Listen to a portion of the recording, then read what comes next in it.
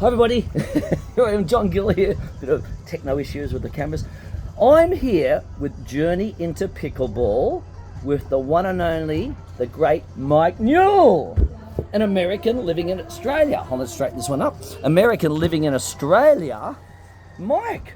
How you doing, John? Hiya, mate. We met last year at the Australian Champs and everything, and that's right. You've been a great host when I was there, and I know you looked after Riley Newman this year as well, and the teaching side of things. That's right. Tell me your journey. How did you start for you? I know you're a great tennis coach, and I've been coaching tennis for quite a long time. Yeah, ever since about 1992, and fell into pickleball about 2018 when I was over on Hilton Head Island, South Carolina, and happened to be doing some tennis work at Palmetto Dunes Tennis Center, which is a phenomenal tennis center, and had been newly named Tennis and Pickleball Center. So I kind of found out what pickleball was.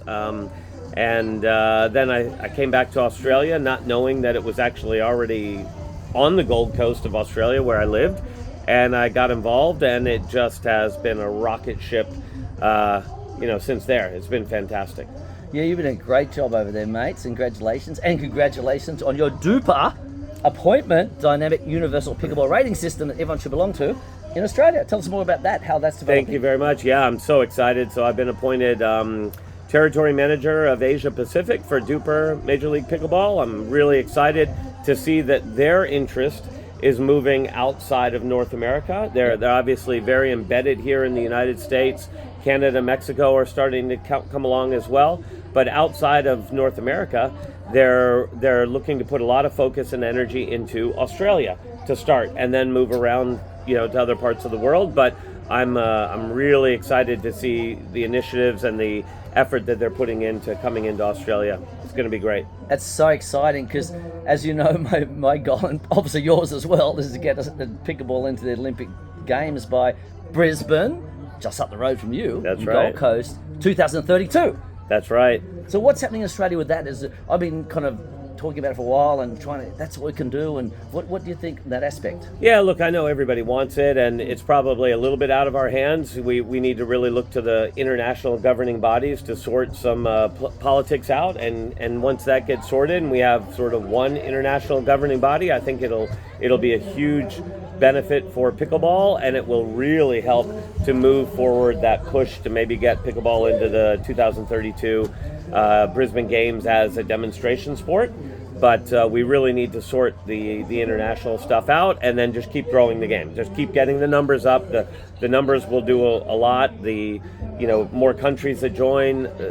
We just need to really keep pumping pickleball throughout the world. Well, that's right. I mean, there's so many countries playing it, but what I also think the Olympic Committee need to realise, and I've said this in most of my interviews, is that there's a lot of college tennis players that have come to America and can represent Jay from France and a whole bunch of them, all that can actually represent their country. So it's not like it's just an American-dominated sport.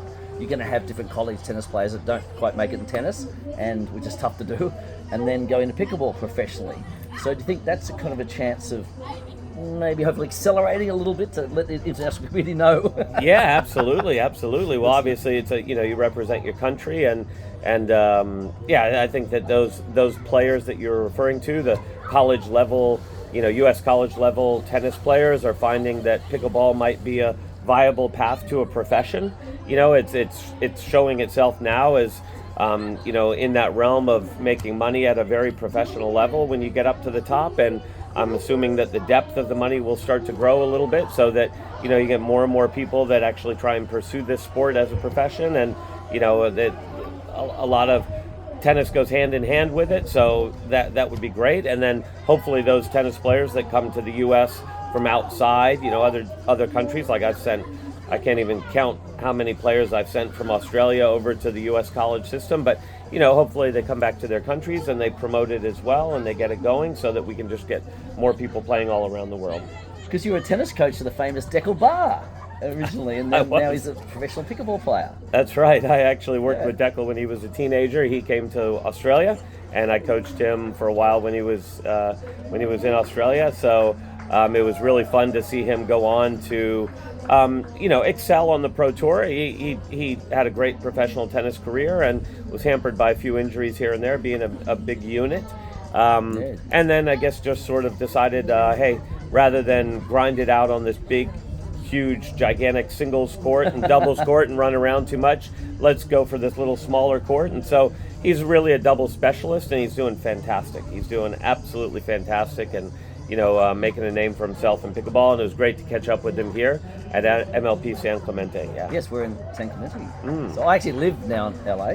Yeah. And you, of course, Gold Coast, Queensland. So American living in Australia, Australian living in America. Yeah. But I'll be back and forth, of course, and catch you guys again. Tell me about this pro tour or some pro events in Australia coming up.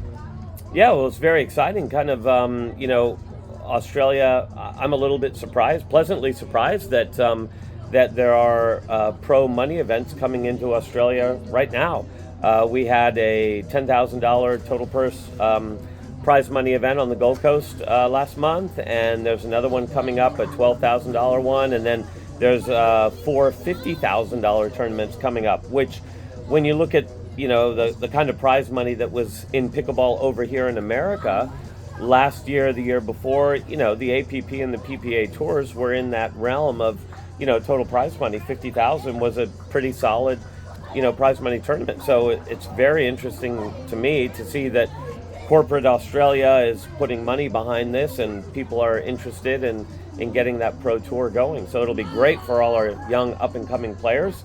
Maybe a bit of pocket money to travel with, maybe to get over here to the PPA or the APP, or hopefully MLP someday. Yeah, definitely. I mean, there's so many great players here, and so many great players coming up through Australia. And around the world, but it's just going to take some time for the rest to catch up a little bit.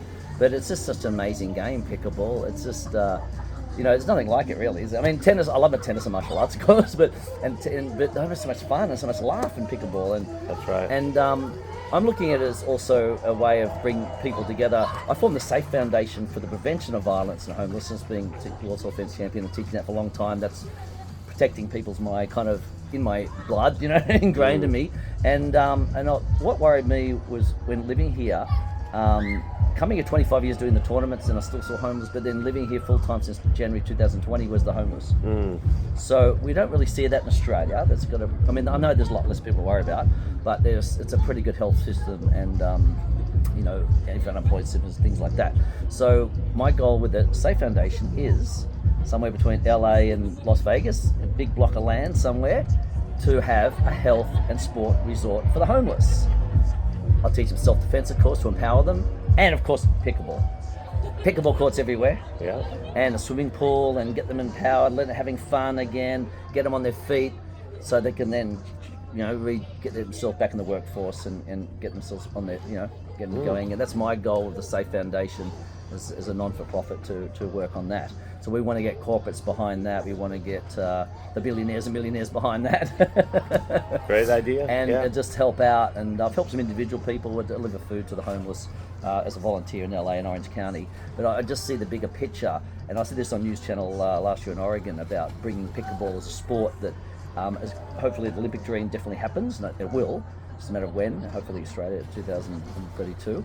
And we'll do our own demonstration in LA 2028, by the way, even if they don't have it officially. Well, we'll do our own to promote it. And then having it as the sport known to really bring people together and help the homeless. And of course, it's such a sport that it's just so much fun and easy to learn. It is. Great exercise, you have a laugh, you get endorphins.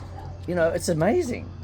Easy to learn, safe, and it's incredible. So that's my goal with the Safe Foundation, is to do that, to really help the homeless and the vulnerable people and those having hardship, mental illness or financial, because also that's talking about financial. It's a cheap sport to play. It is, yeah. Nets, a couple $100. We got nets anywhere at public places. Paddles, anything from $50 to a couple $100. They don't need restrings like tennis rackets do. That's right. And balls. So it's a very cheap sport to play. Yeah. So it's something, I think, for everyone. And that's what we're really trying to do. Tell us how we can contact you in Australia for more information about what you're doing over there, Mike. Okay, well, I'm based on the Gold Coast, and I have a company called East Coast Pickleball. You can find me on Facebook or Instagram, or you can email me at eastcpickle@gmail.com.